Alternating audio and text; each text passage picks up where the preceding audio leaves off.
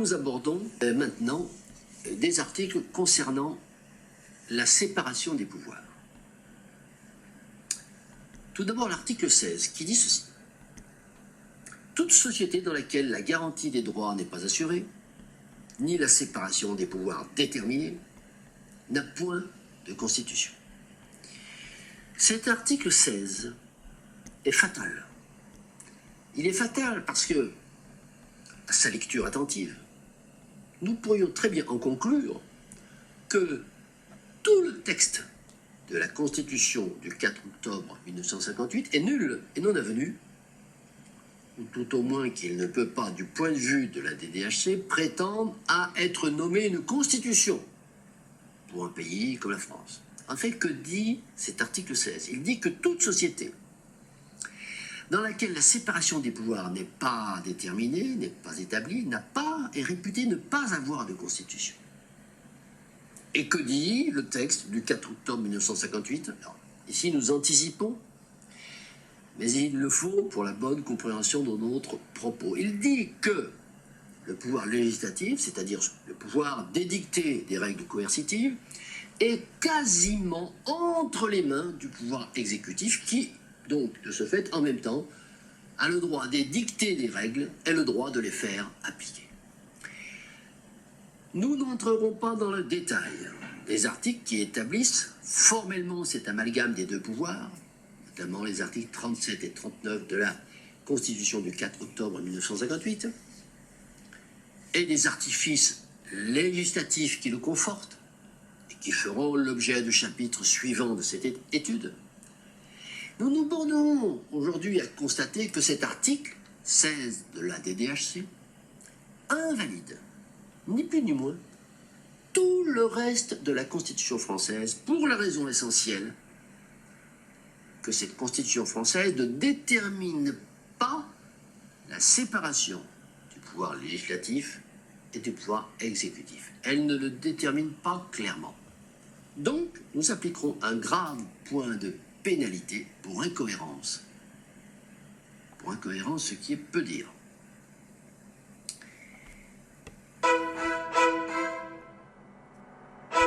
Très bien, merci Christian pour cette présentation critique, courte mais efficace.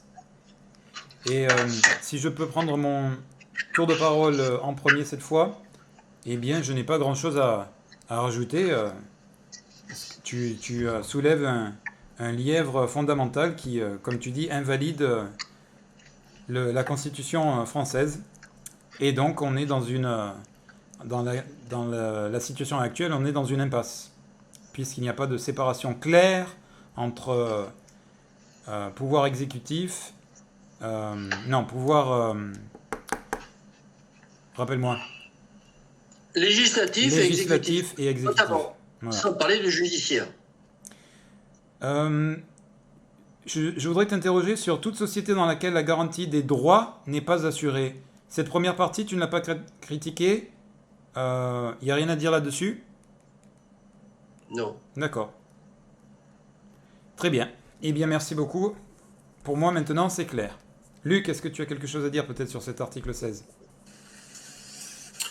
Je dirais que contrairement à l'article 15, auquel je renvoie nos fidèles auditeurs, là, pour le coup, moi, l'article 16, je n'ai rien à dire, franchement, parce que il me semble bien. Peut-être qu'il y a quelque chose qui m'échappe, mais il me semble effectivement très bien. Toute société dans laquelle la garantie des droits n'est pas assurée, il faut garantir que les droits qui sont prévus par les lois et par la Constitution, les droits au sens globaux, ni la séparation des pouvoirs déterminés, donc les différents pouvoirs identifiés et séparés, n'a point de constitution. Pour moi, cet article, il est parfait. Je n'ai pas de. Alors après, tu dis, Christian, s'il y a incohérence. Il y a incohérence de notre constitution de la Ve République par rapport à cet article 15. À cet article 16, pardon. Peut-être que ça mériterait une action en justice, d'ailleurs. puisque dire mais la séparation des pouvoirs n'est pas déterminée ni et donc cette constitution est invalide. Voilà. Il y a encore je dirais que l'incohérence, elle n'est pas tant sur l'article lui-même que sur ce que nous vivons aujourd'hui. Voilà, c'est tout. Je sais pas. Oui, l'article en lui-même est bon, mais ensuite, c'est son application, son respect qui ne l'est pas, quoi. Mais du coup, ça donne aussi un angle d'attaque, peut-être, pour l'association qui est montée en parallèle, hein, qui s'appelle Recours Constitution.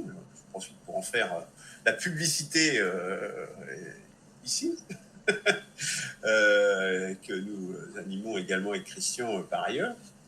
Eh bien, je pense que peut-être que ça serait un angle d'attaque différent de ce qu'on a commencé à faire sur les parrainages pour l'élection présidentielle. Mais ça peut être aussi un... Alors, peut-être que ça a déjà été fait, hein, mais en tout cas, la question mérite d'être posée. Merci, Luc. Christian, un complément sur ta vidéo ou elle se suffit? Oui, je vais faire un complément.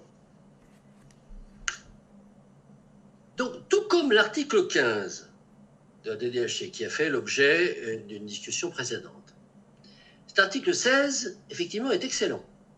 L'article 15 est excellent et il est appliqué. Alors, ça, c'est mon opinion. Hein. L'article 15 est excellent et il est appliqué. On peut s'en servir pour le faire appliquer et ça fonctionne à peu près. L'article 16, effectivement, est excellent, mais il n'est pas appliqué. Et tu as dit très justement, Luc, au niveau de l'incohérence, il est cohérent dans ce qu'il dit, mais il n'est pas cohérent avec la Constitution de 1958. Alors, c'est ce qu'on appelle l'incohérence externe. On a parlé d'incohérence interne. Incohérence interne, c'est lorsque dans l'énoncé d'un article, il y a une incohérence entre la première proposition et la deuxième proposition. C'est l'incohérence interne. L'incohérence externe, c'est lorsque ce qui est dit dans un article est incohérent avec ce qui est dit dans un autre article. Bon. Donc là, on est dans le cas d'une incohérence externe. Mais je voudrais refaire, disons, une petite synthèse de cet article 16 pour, au-delà d'une première évaluation qui m'amène à dire qu'il est excellent, dire qu'il est excellent parce qu'il est important, il est très important, il pose en fait les conditions de constitutionnalité. Parce que lorsque des gens comme nous posons en permanence la question de savoir qu'est-ce que c'est finalement qu'une constitution, avant même de savoir qu'est-ce que c'est qu'une bonne constitution, comment est-ce qu'il faut rédiger une bonne constitution, pourquoi une constitution est mal régie, etc. On se pose la question, qu'est-ce que c'est qu'une constitution? Et l'article 16, lui, il dit, une constitution, c'est un écrit réglementant la collectivité qui pose deux choses. Il garantit les droits, c'est-à-dire que la constitution, elle doit énoncer les droits, elle doit donner les outils qui vont permettre de garantir ces droits. Alors on peut considérer que la Constitution, le bloc constitutionnel actuel le fait, enfin, qu'il est dans la démarche de vouloir le faire. Bon. Et puis, qui sépare les pouvoirs. Alors, comme le dit effectivement très justement Luc, en cela je suis tout à fait d'accord avec lui et je suis prêt à monter une entreprise dans ce sens-là, hein, c'est-à-dire dire que cet article 7 nous donne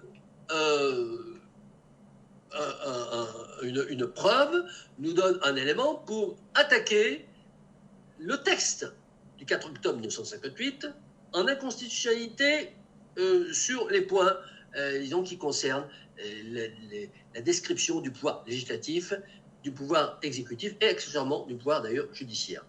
Il donne les moyens. Donc ça, évidemment, c'est extrêmement intéressant et ça ouvre un front très, très important. Auparavant, il me paraîtrait quand même nécessaire de bien réfléchir sur la notion de séparation de pouvoir. Parce qu'une fois qu'on a dit Il faut séparer le pouvoir, hein, donc l'article 16 dit il faut séparer le pouvoir, sinon c'est même pas la peine que vous parliez de constitution. Et qu'est-ce que c'est que les pouvoirs? On retombe sur. Alors, non, on va séparer le pouvoir, il ne dit pas lesquels. Alors, bon, on va dire législatif. Bon. Donc, je trouve du coup que c'est extrêmement complémentaire avec l'analyse de fond que nous avons fait, avec l'étude de fond que nous avons fait sur qu'est-ce que c'est que le pouvoir, et qu'il conviendrait, avant d'utiliser ces articles pour attaquer le texte du 4 octobre 58, de bien définir ce que c'est que les pouvoirs, tout en sachant qu'en dernier recours, le Conseil constitutionnel aura toujours un peu obligé de dire oui, mais attendez, vous avez dit que le pouvoir c'est ça, mais non, le pouvoir en fait c'est pas ça. Bon, mais en ayant un coup d'avance, en sachant déjà ce que peut nous répondre notre adversaire, on peut construire une stratégie plus voilà.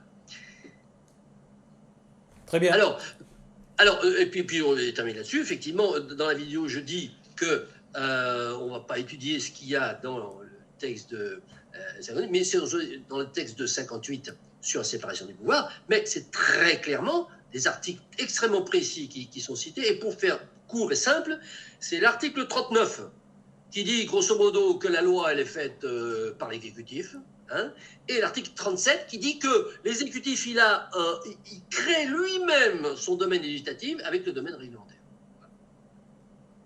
En gros, ouais, il y a vraiment de quoi manger là. Bon, c'est un autre débat, mais effectivement, moi, c'est ça. Hein, les deux, que l'exécutif puisse proposer des lois, moi, ça ne me choque pas en tant que tel. Enfin, je pense qu'on a déjà discuté un petit peu de ça. Tant que ce n'est pas lui qui les vote, voilà. Pour moi, ça ne me pose pas un gros problème. Par contre, le réglementaire, c'est juste des choses. C'est comme les lois organiques, c'est des choses qui ne devraient pas exister du tout. Parfait.